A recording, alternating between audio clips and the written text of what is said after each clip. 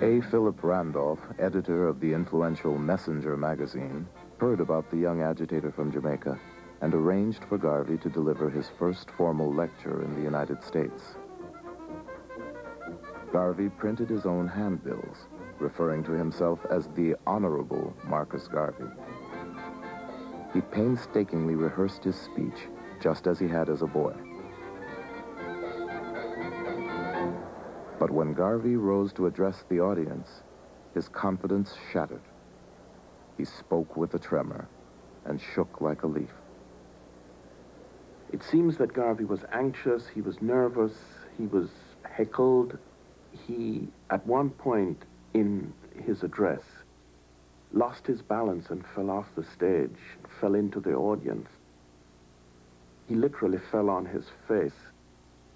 What he had hoped would be a great sort of coming out turned into this humiliation. Crushed by the failure of his American debut, Garvey wandered into the Tabernacle Church of Reverend Billy Sunday, a white evangelist who attracted massive crowds to revival meetings. Billy Sunday was the granddaddy, the man who really created the 20th century revival figure, revivalist preacher figure in the United States. Garvey quickly takes on Billy Sunday's speaking style.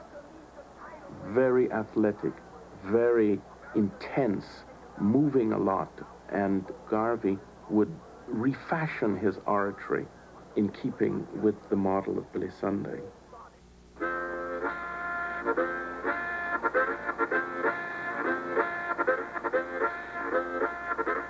With renewed confidence in his power to move an audience, Garvey set out for a year-long tour of 38 states. His mission was still to raise money for a vocational school in Jamaica.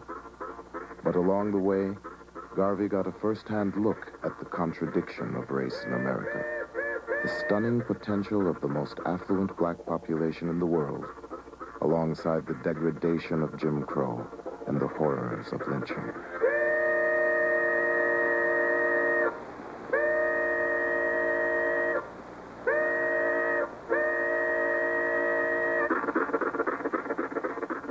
When we'd walk along the plank walks, they didn't have sidewalks in New Orleans at that time, but you'd walk along the plank walk.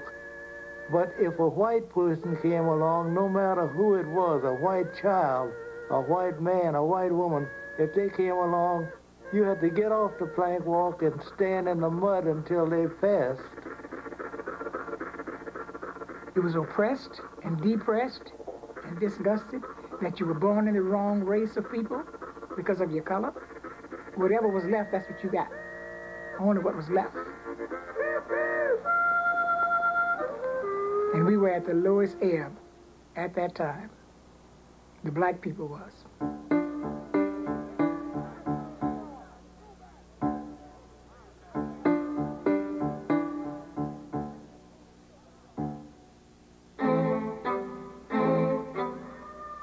On July 2nd, 1917, just months after America's entry into World War I, the city of East St. Louis exploded in the worst racial rioting the country had ever seen. 39 whites and hundreds of African Americans were killed.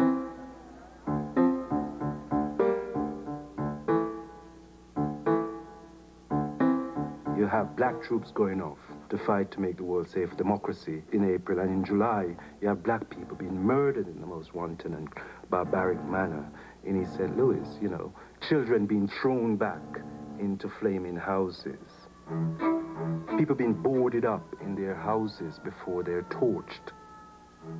So even by American standards, East St. Louis was a horror.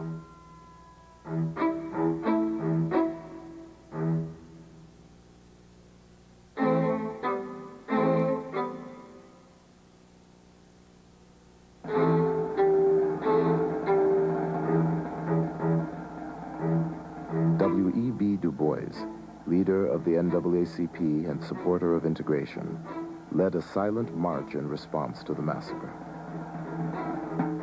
But to Garvey, this was no time for silence. it was time for black people to get together and fight back. He spoke out at an emergency meeting in Harlem. The whole thing, my friends, is a bloody farce.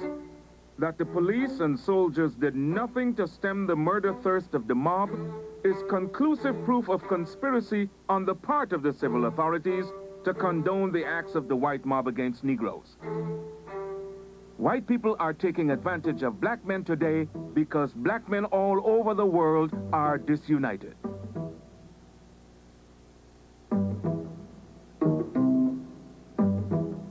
It is that speech that marks the turning point of Garvey away from Jamaica, away from a preoccupation with matters related to the West Indies. And now he's not looking for support for what he is hoping to accomplish in the West Indies, but rather he is now sucked into the vortex of American race relations.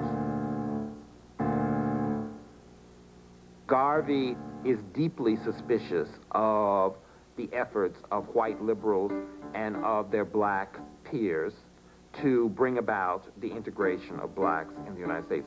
He, as a matter of fact, doesn't believe that it's possible. He does not believe that white people can represent the best interest of black people. Garvey opened the first American division of the UNIA in September of 1917. Just as he had in Jamaica, Garvey distinguished himself by calling established black leaders weak and self-serving.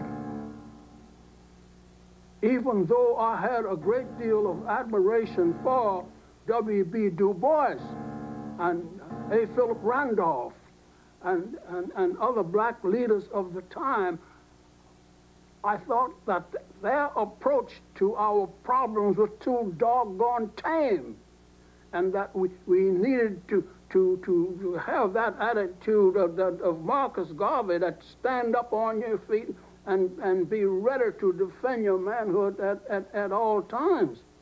And all of a sudden, this golden voice from the Caribbean came and stood on the corners in Harlem and began to talk about self-esteem, holding up your backbone, you know, no wishbones. And Mr. Garvey gave them hope that there was a dream for black people. Garvey told black Americans that their history did not begin with slavery. Africa's glorious past was also theirs to claim, he said, and people who had once done great things could do them again. Garvey's message was revolutionary because at that time, it told black people that they had to unite. They had to come together as one and believe in their roots, that they came from something greater than they were told. To begin with, Africa was called the Dark Continent. And the pictures that we got of Africa in those days were cannibals running around in the jungles, putting people in pots. Garvey changed all of that. I am the equal of any white man. I want you to feel the same way. We have come now to the turning point of the Negro, where we have changed from the old cringing weakling and transformed into full-grown men demanding our portion as men. He left the impression that the only way there could be a difference in the way black people of African descent could be treated would be for them to have a powerful nation of their own. Garvey toured the country again, this time initiating UNIA branches in big cities and small towns.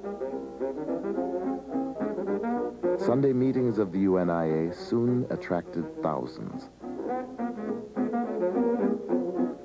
A Garvey meeting was a day-long family affair, half political rally and half religious revival.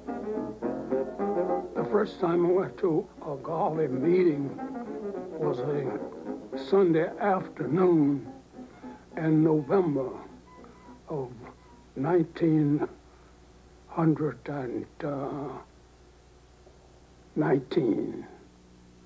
It was the first time I had heard the message of the UNIA. The day I met Marcus Garvey was one of the most exciting days of my life. It was filled with anticipation from the earliest part of the day, because I knew that I was going with my father to meet Marcus Garvey. And when Garvey came in the door, everybody stood up in one accord and said, "Speak, Garvey, speak." And it was just like a hush on the room.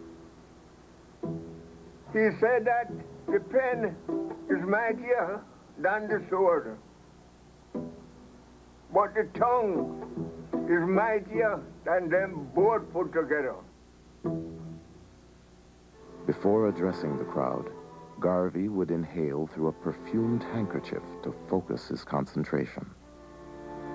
The man who once shook like a leaf on stage could now hold an audience spellbound. When he spoke, it was as if you were speaking yourself. It was not like somebody speaking to you, but like he was you, or you was he. And it just was a connecting link, and it was something like fire, like lightning, like something that went through everybody at the same time. Be as proud of your race today as our fathers were in the days of yore. We have a beautiful history, and we shall create another in the future that will astonish the world. I can advise no better step toward racial salvation than organization among us. We have been harassed, trampled upon, and made little of because of our unfortunate condition of disorganization. Our racial program of today is a united, emancipated, and improved people.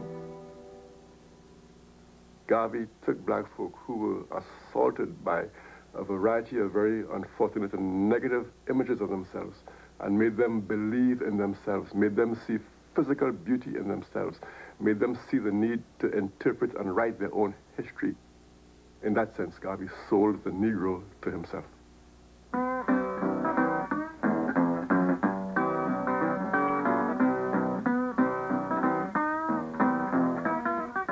With 35 cents, a photograph, and a pledge to support Garvey's nation-building program, any person of African descent could join the Universal Negro Improvement Association. I saw the light, I saw the light, Mona, I saw the light, I saw the light on the hill. Garvey's genius was to transform cooks, maids, and workmen with the pride that comes with a title and a uniform.